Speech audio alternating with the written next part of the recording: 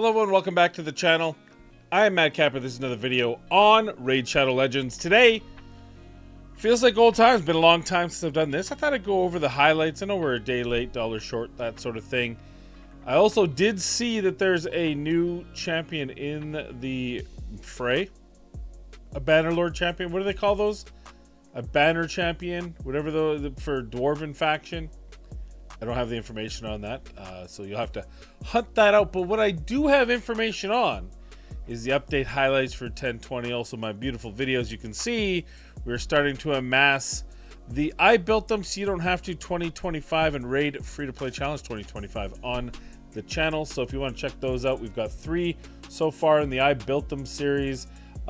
2 champions I've already done, so these are updated guides or updated reviews. I guess it's less guide, more review.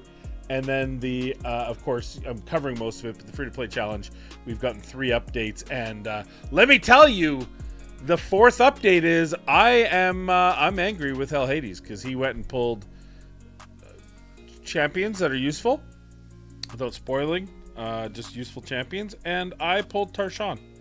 So that is, whatever. This is about that. So let's talk about it. The update highlights. Greeting Raiders. Update 1020 brings a slew of quality of life improvements to make your time in Raid much easier. And the highlights we have prepared will give you an early heads up about the upcoming changes.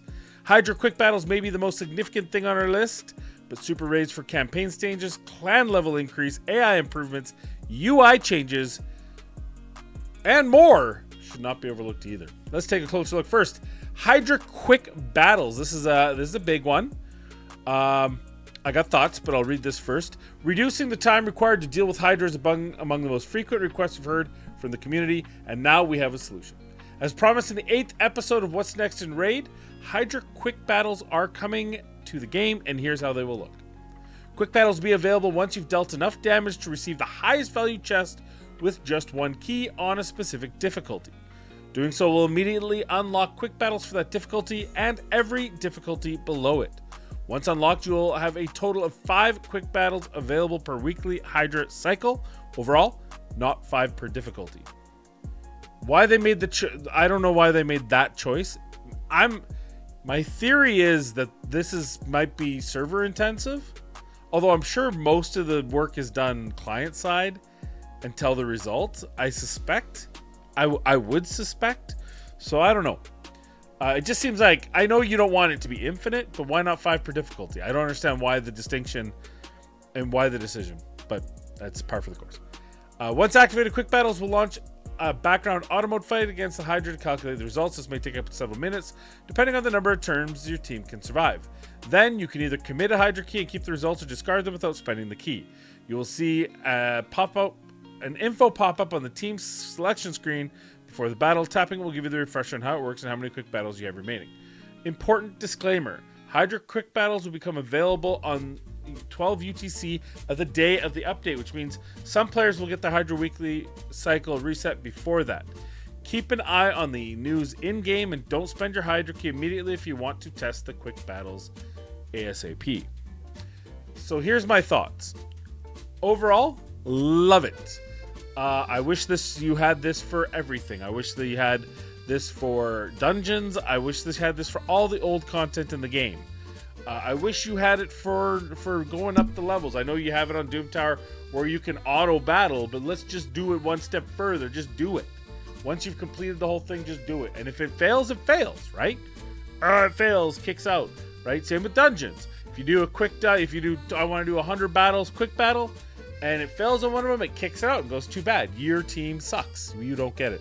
But baby steps. We got Clan Boss. Now we got Hydra Battle. This is a very, very cool. Here's my concern for those. It's more for those of you than the feature. The feature's there. You can use it or not use it. Keep in mind that when you're quick battling, it's going to use its advanced and spectacular AI to decide what to do. This means it's going to hit the head, which will provoke fear on your champions at all times. It will not automatically, as far as I know, go for the head that has consumed your champion, etc., etc. And this means that you will very likely not receive the same level of damage that you would if you manualed it. However, for most of you, probably that doesn't matter. If you're in a Hydra battle and you need to achieve a certain level of damage and you can't do that with auto battles, guess what? You get to manual it, son, or get in a clan that doesn't have that requirement. Simple as that. So I like the feature. I'm currently in a pretty well-relaxed clan. I think I'm hitting top 3, top couple damage in all levels of Hydra. So I'm sure they'll be okay if I auto mine and I don't get all sweaty and spend 45 minutes on a Nightmare Hydra run just so I can get 1 point. What do we used to get? I don't even know what I can get nowadays. I don't care. I go until I have to, and then I just, if I die, I die. I just auto battle it now since I've come back. But I remember back in the days, trying to get that 700 and just have an adder over and over was a bit sweaty. So I'm excited for this. I'm excited for this change, and I like it. Just keep in mind there'll be people. I mean, it would be nice if they had a little bit better AI logic when it comes to targeting a head that is stealing your champion, not targeting the head of Torment if you don't have an auto means to get rid of fear. These sort of things, but I'd rather have it in this form than no form at all. So that's good. Campaign suit. That music's really loud. I apologize. I'm going to turn it down. I hope it wasn't too loud for the first half. I'll try to balance it in post. Campaign super raids. So this is just doubling down on the raids. Love it. Just the fact that you can now farm food twice as fast. You can do 2. Now this is something that you got to keep in mind. For example, if you have a 1-star champion, it requires 3 raids to level to get to level 10 so that you can then food it up. That's 3 runs. This is a super raid, which is 2, which means it'll run 4, so it's very inefficient. Now on the flip side, I'd have to check for all levels, and I'd have to check with Battle Pass, and of course, or not Battle Pass, sorry, Forge Pass, as well as of course the monthly, whatever the thing they call that is, that you get from Google Play or from the iOS. So there's a lot of nuance to that, but overall I think it's gonna be pretty good. I mean, to be perfectly honest, I don't even do 1 or 2 star. For the free to play, it's something I'm gonna have to really pay attention to. One way around it is you just pre-feed your chicken. So you take your 1 stars. I think you feed 2 1-star, 2 a 1-star. Maybe it's 4 1-star to a 1-star, and then you only have to run it twice or so. You'd have to play around with that, but there is a way that you can make sure that you're being a little bit more efficient with that. If you want to be that sweaty, if you want to get to that level. So I love it. It's easy. It's simple. Let's do this on everything. Clan level increase in clan relics. As of update 10.2, we'll add 5 more clan levels to a total of 30. Furthermore, 2 new slots will be added to the clan shop. These will contain some awesome goodies such as rank 1 to 3 basalt, gemstone boxes that contain random gemstone, and relic crafting materials to create relics of the new clan group. I did see someone did a video that I was kind of half perusing. I think it was Scratch. That showed that like the top level was like a 1-star, whatever the component was to help you rank up. That's embarrassing. If you're that high of a champion, you're not going to use it on that. You're not going to bother using your clan points to get 1-star. Give your head a shake. You're gonna do something that's going to give you the most bang for the buck, which is like still the energy, the 6-star gear. These are the things that you're going to spend the money on, not some silly thing like that. Here's a second. Let's go back to the music because it sounds like it stopped. View more.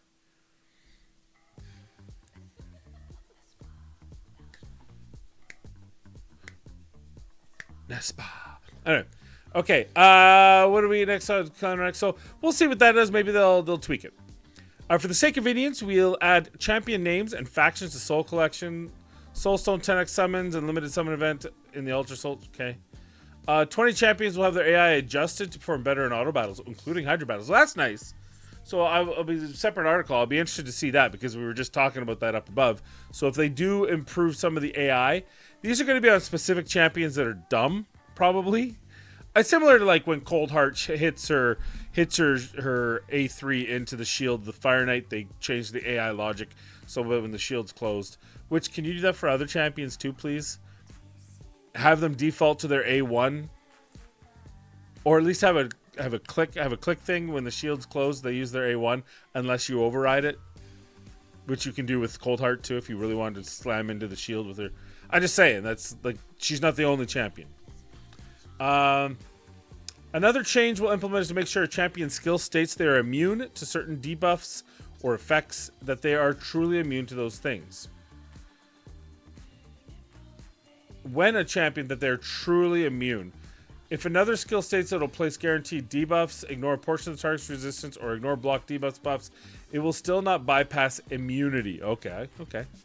A new option to hide faction guardians will be added to the champion filter.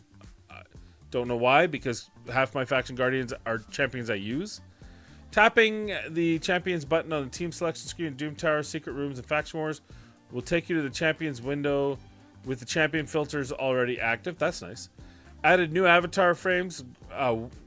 Who cares? Event tab UI will be updated to highlight the rewards you can expect in events and tournaments.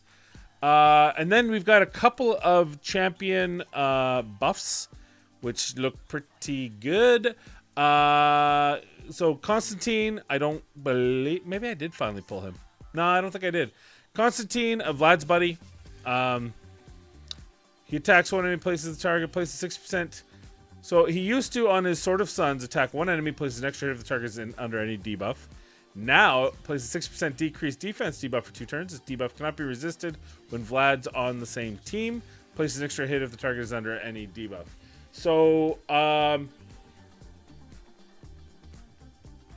so he has a decreased defense. If he's with Vlad, it's a unresistible decreased defense, as well as the extra hit if there's a debuff. So does the debuff he just placed, is that part of the, so he can actually create the second hit? Curious, probably. Attacks all enemies 2 times. Each hit will ignore 10% of each target's defense for every leech, decreased defense, and block active skills debuff they are under. All attacks all enemies. Each hit will ignore 15% of the target's defense. Nice. Each hit will ignore an additional 10% for every leech, decreased defense, block active they're under. If the target's under if it's under all 3, it ignores 75% instead. So what you will get is 30% or 20, I guess technically 20% extra. So 15, so you're looking at 35 ignores 35% if it has 2 of the 3, 25 if it has 1 of the 3, and if it has all 3, it's 75%.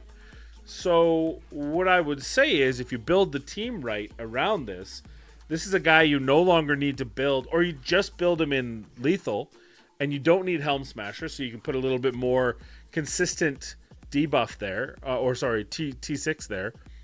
I think I really like that skill. It depends on his multipliers, as it always does, but just as it's worded, it's a much stronger skill, much better. I mean, Leech, decreased defense, block active. He now puts decreased defense, so you need a Leech. I don't think he puts a Leech down. Does Vlad maybe put a Leech down? I can't remember. I think he does. And a block active skills, I think he does that too. So that might be how it is, but you don't have to do that. There's other champions that can do it. So I believe isn't my favorite Lugan? I think he does one or both of those things. So there's other ways to do it. I like it. With synergy, it'd be fun. More of a PvE thing. I think it'd be pretty hard to use that. I mean, not impossible to use that in PvP, but you're asking for a lot. You have to get through their stone skin and other barriers, whether it's immunity, debuff immunity, those sort of things, or rather blocks, those sort of things, and then get all 3 just to then get him to hit. That's asking a lot in even in speed meta, but definitely in PvE where you can control the situation, you have expected outcomes. I think that can be incredibly strong. Attacks one enemy before attacking, steals all buffs from the target, then transfers all debuffs from the champion to the target. Decreases the cooldown of Quietude by 2 turns if the attack kills an enemy. So here's the problem with the old one that I think is, what if you have a block buffs on you, you steal all buffs, it doesn't go on you, and then you give him your debuffs, but wouldn't you just rather have, I don't know, I just think that's kind of, attacks one enemy before attacking, steals all buffs from the target, and transfers all debuffs. Okay, so it does both, and can't be resisted when Vlad's on the team. That's going to be strong. Resets the cooldown of the skill to target skill. That's going to be strong, I think, potentially. Does that include Stone Skin? So you bring Consti and Vlad into the arena up against a Stone Skins team, and you have this guy fast. He doesn't need accuracy, so you can build him hard, fast and hard hitting, and he just basically annihilates this enemy. He takes all the buffs, and if he survives, then Vlad can turn around and put all the block active skills and decrease and leech, and then he can turn around and hit him for ignore 75 plus defense. I kind of like the idea. Also, I was just thinking on the A2, you could go the other way. You could have Helm Smasher for your 50-50 chance, and now you don't need lethal because, frankly, is Constantine where you're going to put your best gear? Lethal is limited, Savage is limited. Now you don't have to have either one of them, and you can have your 50-50 Helm Smasher, which is arguably the best for PvP hard-hitting content anyway. And then you can use him in any gear. Maybe there's another piece of gear where you have just banger stats, but they're not the ignore defense. So, thoughts? Ultan. I remember when I pulled my Ultan. That was a dark day. Attacks one enemy 2 times. Each hit has a 30% chance of placing 6% decreased defense for 2 turns. Each hit will also ignore 50% of the target's resistance if Oella is on the team. If the target is under an increased defense buff, each hit has an 80% chance of removing it. This effect cannot be resisted. So 2 times is a 50% chance of placing a decreased defense for 2 turns. Each hit will also ignore 50% of the targets if Oella is on. It's the same thing. So it's just 30 to 50. Probably good. I don't think a legendary should have such a small chance. What next? We got removes all debuffs from this champion, heals the champion by 20% of their max HP for each debuff removed, then places a shield on the buff on this champion for 2 turns. The value of the shield is equal to any surplus heal. Finally, attacks one enemy will ignore shield buffs. Damage increases by 20% for each buff removed by the skill. So they changed it to 20% of their max HP.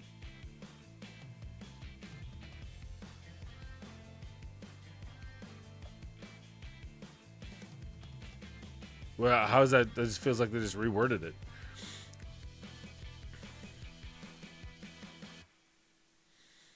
Oh, I get it. It's healing them by 20% and then an additional 20%. So this didn't have the initial 20%, so if they didn't remove any debuffs, it was useless. Okay. Then place the shield for 2 turns. The value of the shield is proportional to this champion's attack. The value of the shield increases by 5% for each debuff removed. That's kind of saucy. Like a nuking version of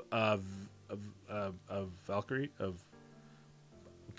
Okay. Finally, that's the same. Ignore shield buffs. Okay.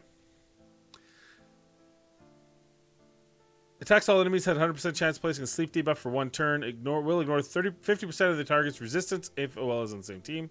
Fills his champion's turn meter by 15% whenever a sleep debuff placed by the skill expires. I'm never a big fan with an A3 sleep. It's all enemies though, I guess. For 1 turn, okay. Has 100% chance to place a sleep debuff for 1 turn and a 30% chance of a decreased speed debuff for 2 turns.